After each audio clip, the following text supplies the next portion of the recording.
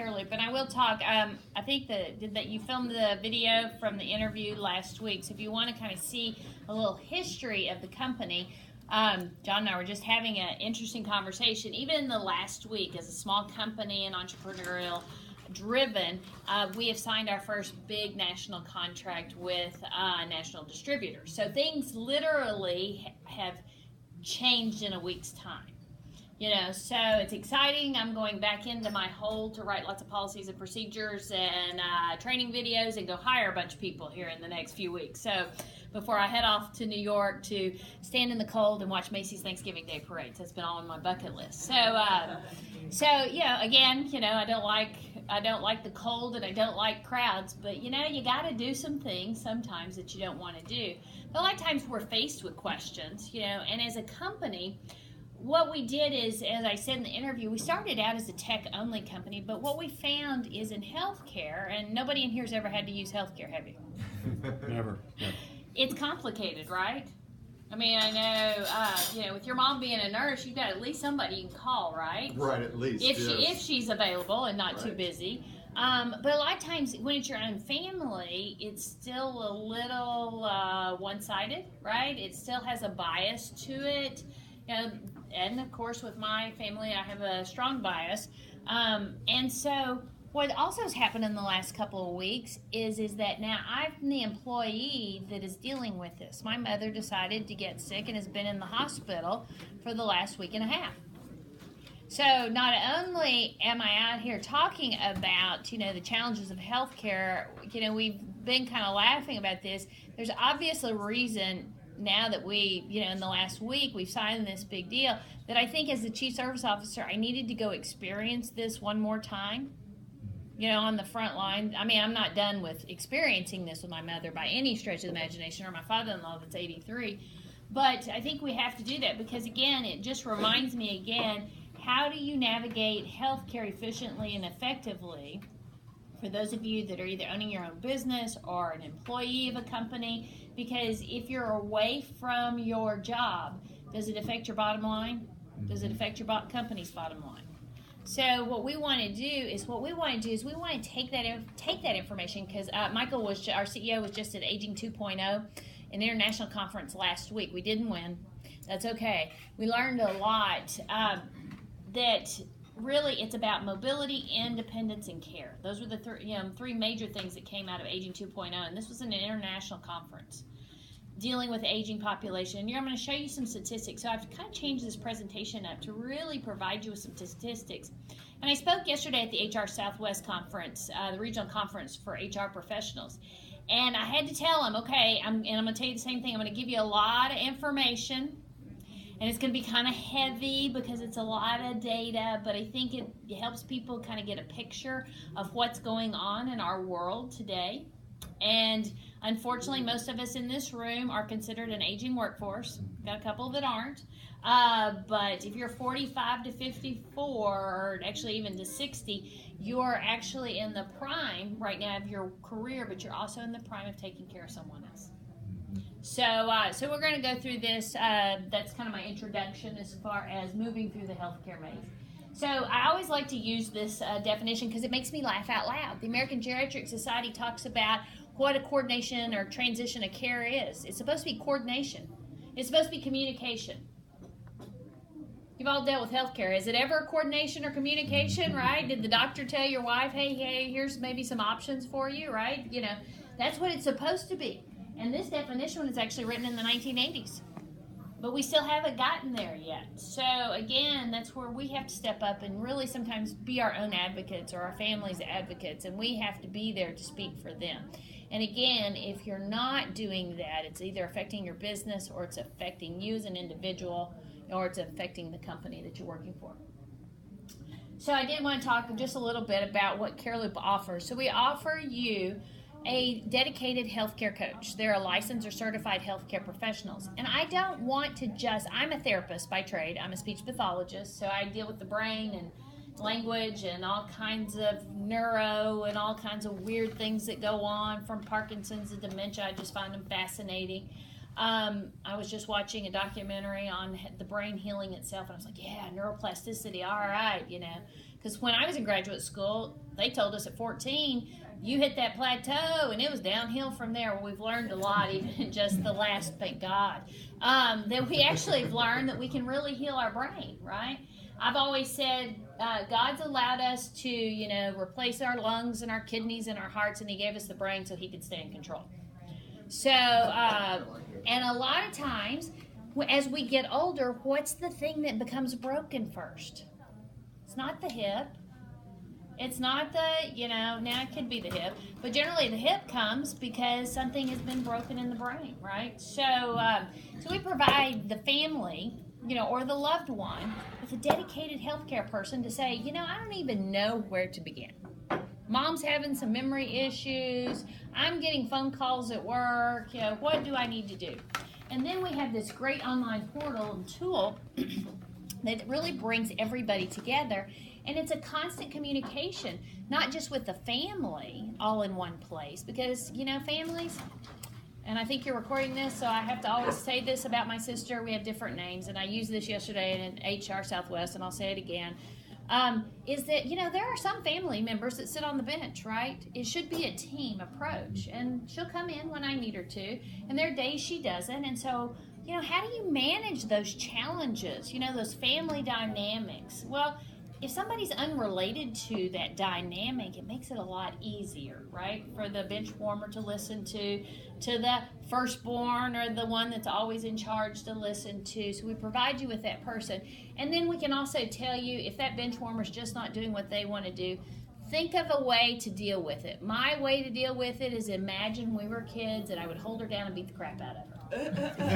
It works, and then I don't have to say anything ugly to her. I just get that visual image. That's really all she deserves, and and then on we go, and we're okay. But we have to find those things that help us. But a lot of times it's hard when you're in the middle of stress. So your dedicated healthcare coach will be there, and also the portal takes all the emotion out of it, right? The communication's there. No more he said, she said.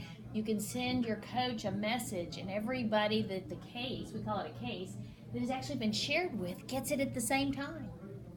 You don't have to send the emails anymore and wait for everybody to give their opinion and then go, okay, wait, where's that email that my father-in-law sent us about his back appointment and what's going to happen? So we put it all in one place so everybody stays organized. You can also upload files. It is HIPAA secure. We're going to be adding some more HIPAA security to it, but right now we meet all the criteria for healthcare. Even though we are not considered a covered entity, we have done that deliberately because a lot of people are concerned with that. So again, that's what we do to help, and it's being offered, as Jeff said, to companies as either an assistance program or a benefit for their employees, because what we found is that people are having to make these decisions. Healthcare goes on 24 hours a day, 7 days a week, but when does healthcare want their answers? Monday through Friday, 8:30 to 5, right? And so where is everybody else? They're working, right? So you need it to be efficient, and if you had somebody dedicated there to help you do the research, help guide you, that's what we provide for you. So when we talk about this is, I actually have to give credit where credit's due. I kind of took it from a geriatric care manager, somebody that's on the front lines that charges $100 to $150 an hour.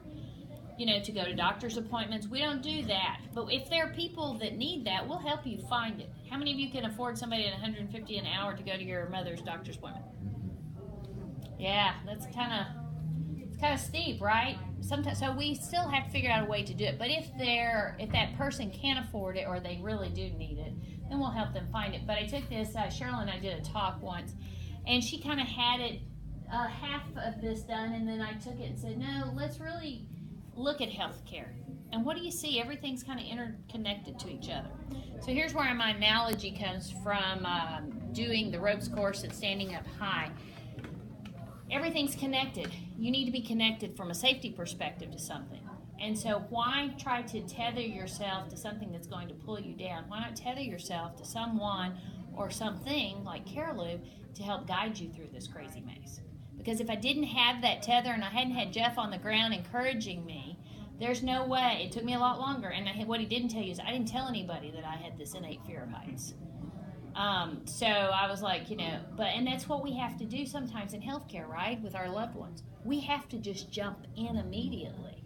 We have to take over. We just have to go do it. So think of me standing up on this little wire tethered to somebody. That's really what we want to do, is help you be tethered to somebody and to not be alone in this. So healthcare is complicated. We'll go through some of these settings here in just a few minutes. But what I wanted to do specifically, especially I'm talking to business people, is I really want you to look at what statistics and what we're seeing now as far as what it's taking from us. And again, the story changed for me. Mom's been really stable for a while. We had a gastric issue. Now she's in inpatient rehab. She also has Parkinson's. And I had to tell HR Southwest, I was going to tell you all kinds of fun stories about people that I've known and had to deal with, but then it became my story the last 2 weeks. So what we see, Jim Worth does some really great studies on aging and cost of care. I'm sure Jeff uses it a lot, but I recommend this to also look at, because every year they always do some updated studies on cost of care. But they've also expanded their studies, and you're going to see more. AARP's doing more studies. There's a lot of companies that are really looking at this, because aging, it's not a problem. It's just something that we've got to all address. It's happening. The fastest growing age population is 80 and over. The Centurions, I just saw a statistic, increase in the last 5 years by 40%. We're living longer. I don't want to live to be 100. Put that on record. But we are, right? We're taking better care of ourselves, some of us. We have better medicine. We're diagnosing things earlier. We want to live. But what happens is that someone may want to live, but it's relying on someone else to take care of them. So someone is spending, on average, 7 hours a week to take care of a loved one. I can tell you for the last 2 weeks it's been more than 7 hours. Now, I can work virtually, and many times when you own a small business or have, you can continue to work, So mine may have been more than that, but then I'm working later in the evening or I'm working on the weekend. But if you look at someone, if you have a small business and you have an employee, what would it take? What would eat into your profit if you had an employee out 7 hours a week? If you had a salesperson that was out 7 hours a week. I think, though, the telling statistic is, look what's happened in the last 5 years. We've gone from 64% to 77% of employees missing work to care for someone else. What's it going to look like in 2 more years as boomers continue to retire? What's it going to look like in 4 more years, as we get closer to 2030 and the aging population is going to more than double from what it is today? What's it going to look like? We have been ignoring this. It's coming. We, as employers, there aren't enough people to replace, coming up from the Millennials, to replace our workforce either. That's why I was talking to HR Southwest, and I talked to Ashra, the HR for healthcare, a few weeks ago too, and they had their national conference here. We're not ready for this. We're not addressing this. We have to address it. It's not going away. And you're not a protected class if you work for a large employer. Caregiving is not a protected class yet. Could it be? I think that'll be for an interesting discussion. And then, what if you lost 33% of your income? What would that do to your bottom line if you lost 33% of your income because you're having to use it for somebody else? Another thing, you have to look at the health and wellness. So a lot of your large companies, like my husband works for Lockheed Martin, has a health and wellness. We get incentivized to exercise. I've already hit all my numbers today, but I had my Fitbit on my steps today. We get incentivized to our our HSA to pay for our deductible. So yeah, I'm going to be incentivized, but some of the wellness programs are just $300 off your annual premium. For a lot of people are like, okay, that's not a lot. They have all these things in place. We don't want to talk about our own health, but we want help with somebody else's health. And so what you're seeing is that, and they're starting to quantify this, that a lot of the health issues in caregivers really affect, how they physically feel, how they, they're functioning, how they're sleeping. And a lot of times more than half of us, and I'll be the first to admit, there are days that I am mad and I am resentful that my mother has a neurological diagnosis. Now, she is cognitively, at this point, not showing any signs, but physically she needs more help. And so, it's kind of like sometimes when you see the phone ring, what do? Oh, right? Or the text that comes and goes, oh yeah, I'm not feeling well. Okay, that's not enough information. So again, you can feel negative, you feel sad, and it affects your personal health. I can tell you in the last 2 weeks, I run 5 miles a day, every other day on the treadmill, and I wear a heart rate monitor. I've actually had to change up the way I exercise because my heart rate from all the stress is getting too high too fast. So I've actually had to change, my routine. It's taking me longer, but I know for my health and my heart health, and it's related to what's been going on the last couple of weeks with my mom, that I had to actually change that. Now, how many people really think about that, right? Yesterday we did the talk on 5 things your employees are screaming that you don't even know they're screaming, and one of them is that I haven't even had a good meal or a good night's sleep. I slept till 6 o'clock this morning. I'm so excited. So, sometimes you have to find that there. Physical impact, again, 60% report having to make a workplace accommodation. How would it affect a small business, or how would it affect you if you were in this position, if you own your own company? Again, 22% feel like their health has gotten worse as a result of caregiving. And a lot of times we'll say, my grandparents were alive. My grandmother had Alzheimer's. My grandfather had arthritis, but he was sharp as a tack, literally. To the day he died, he played the stock market, but he did it, this was in the late 90s, with a box next to his chair, but he was very organized, and he was an entrepreneur. He'd owned his own business. He'd been successful. And my family doesn't believe in hanging around. When it's time to go, you go. But here's my grandmother, But we used to say he physically couldn't get around because of his arthritis.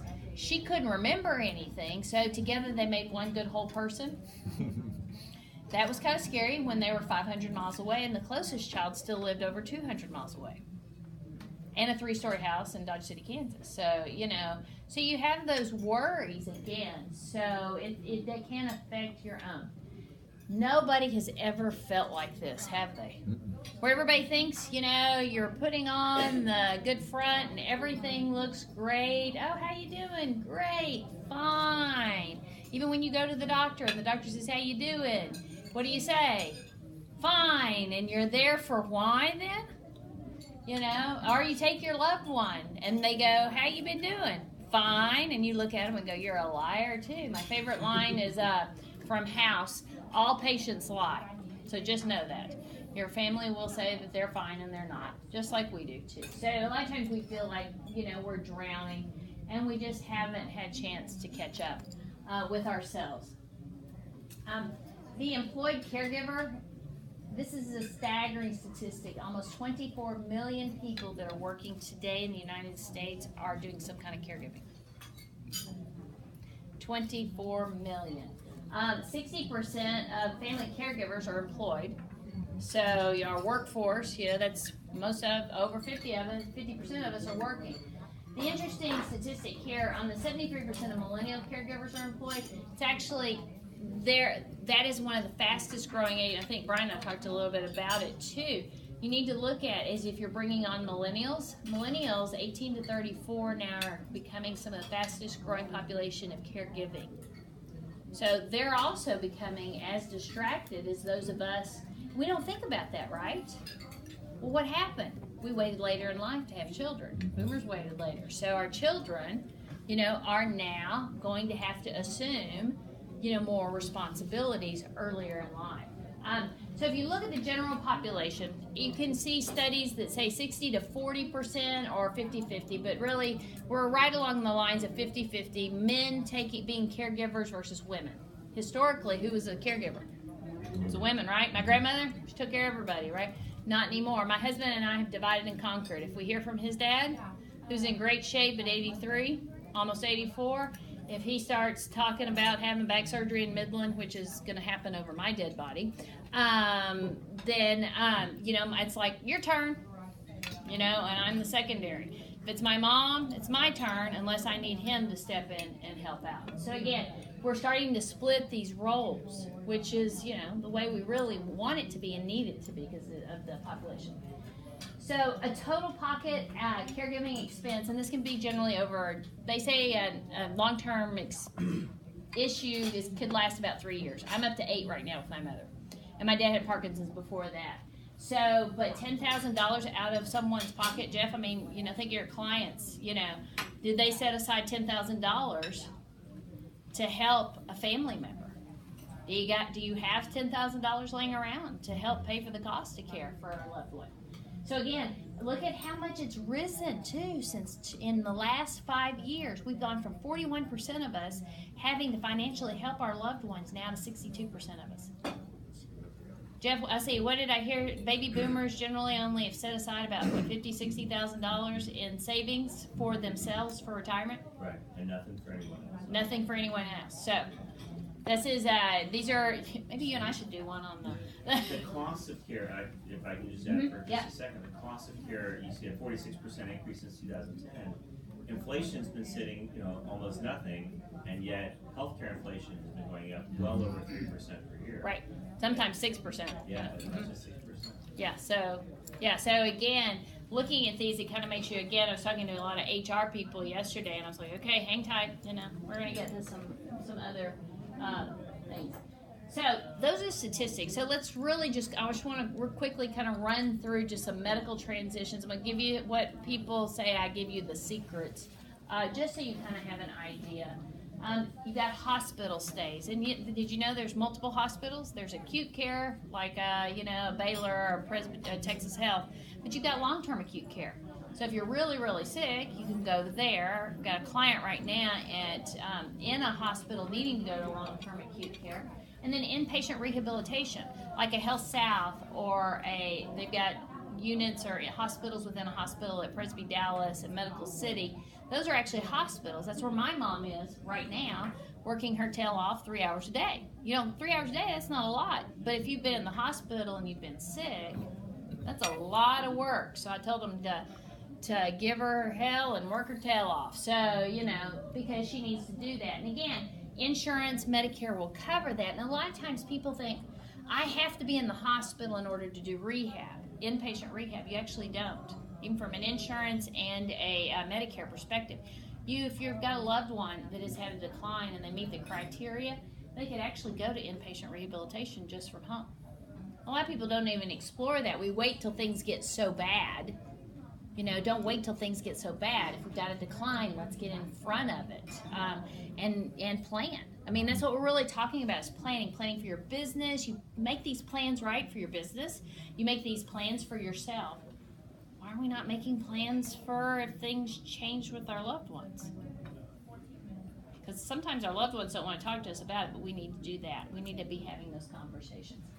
Skilled nursing and rehab, a lot of times people will say, oh, it's a nursing home. When I talk about skilled nursing, we have a tendency to cross-pollinate our terminology. Skilled nursing is defined as a short stay, and Medicare covers that. And this is where the confusion comes. Ask your friends and your loved ones what you're going to use to pay for your loved one's long-term care. 90% of people and kids will say Medicare. Medicare is your insurance. Your loved one's insurance, just like your insurance you carry. If your insurance won't cover it, Medicare's not going to cover it. But Medicare will cover someone in a nursing facility for skilled care and rehab. Catch is, you've got to be in the hospital for 3 midnights, unless you have a Medicare Advantage, and that's a whole nother discussion about. Now, right now, you'll see lots of commercials on them. Tell your loved ones to turn the TVs off and throw it away. There are advantages for people that have Medicare Advantage, but generally, the care is a very limited network. So you just have to be very aware of that, and that can affect some of the transitions. Of course, outpatient services, that would be considered your physician's visit, even in your insurance, labs, therapy, those types of things. Home health, don't be like my neighbor who's a couple of years older who had to have her hip replaced. Home health, it has to be a taxing effort to get out. You don't want them just to come in. Now, my neighbor had her hip replaced, and going to your son's football game is not, yes, it was kind of a taxing effort, but going on a regular basis to your son's football game is not okay. Then you need to be going to outpatient therapy, and you sure don't go and sit on the ground without your walker or any way to get up when you're not supposed to bear weight. So again, you know, if you've got a question on whether you should do something, always ask somebody, because that may not be the best transition for someone. And this is someone that was 50, not someone that's 80. So again, home health is a great opportunity, and a lot of times people don't think about this, your loved one. If there's a decline and it is a taxing effort, for my mom periodically, we will call the doctor and we will get some home health in to get her kind of pumped back up and moving and going. Hospice, this is one of the things that nobody likes to talk about, but this is the conversation that we really need to be having. I recommend a book called Being Mortal. Has anybody heard of it? Anybody read it? I challenge you to go read it, because it will literally change the way you look, one, at the aging process. You will also, and I think it will also help you as an individual in your business, looking at people, you know, as they get older and decisions that you make, because this is really a journey of a physician who, you know, does a lot of cancer surgeries, you know, about being honest, about being upfront. You know, it's really about that communication piece, not just on the mortality of ourselves, but just as we age and what we want and what we actually need. So again, just talking about that, and I believe it really is an honor to really understand and know what our loved ones want, versus having to make that decision like my mother-in-law, who never would talk about it when she died suddenly. Then we're all, you know, we didn't get this chance to plan and talk about it. She just never would. So we didn't get a chance to use hospice, which would have been a benefit to the whole family. The other thing about hospice, if you have a loved one that's on Medicare, here's another little tidbit of secret. It's not even a secret, but people tell me this all the time, that if you're on hospice, you are actually, as a family, covered for 13 months after that loved one dies through chaplaincy and the social work. They will actually come and minister and care for you as well after the loss of a loved one. And most people don't even know that, don't even know once they've had it that they can still utilize that after someone has passed. So it's an opportunity to, again, to plan, to prepare. And then I call these living transitions. We're going to just run through them. Independent living could be in your home, it could be in a facility, it could be in a retirement community, and you pay. Assisted living, you see one popping up on every corner. I mean, Dallas hasn't hit yet to be overbuilt, but we are on our way. Now, Texas, Florida, California, you know, are big states for, you know, retirees to move. So we can still absorb some of that, but everybody's competing for the same, you know these, right? You know this, you're competing for the same demographic, the same population. Again, it can be expensive. We're going to look at the costs, but you need to know that this generally is paid for privately. Medicaid, that's a whole nother discussion. Medicaid from the community, there really is no Medicaid assisted living. So you've got a loved one looking at assisted living and you want to talk about, you know, they go Medicaid to assisted living. There really is no such thing. You're already on Medicaid. You have to be on a waiver program. They pay you, blah, blah, blah. So, and in the state of Texas, give you some interesting information. In the state of Texas, we didn't do the Medicaid expansion. So Jeff knows this. It's easier to get somebody on Medicaid if they're in a nursing home because you can have a higher income. But in the community, you have to be at the poverty level. It roughly comes to about $783 a month is all you can get in order to get on community Medicaid. But there are community programs that you don't have to be on Medicaid to get on too, and a lot of times families don't even know where to begin there. So you have to just think about that. Adult day services. Man, this is such a great program that most people don't utilize. It's a great place for your loved ones to go during the day while you're at work. It's actually more affordable, and the VA has a completely set up pocket of dollars. I've got aid and attendance. It could pay for this, but if you're a veteran, they will pay for adult day services 100% if for the veteran. So, I mean, it's one of those things that if somebody wants to keep their loved one at home, this might be a great option. And we've got some great ones here in the Metroplex, too, and around the country. Of course, nursing homes, then again, that's long-term custodial care.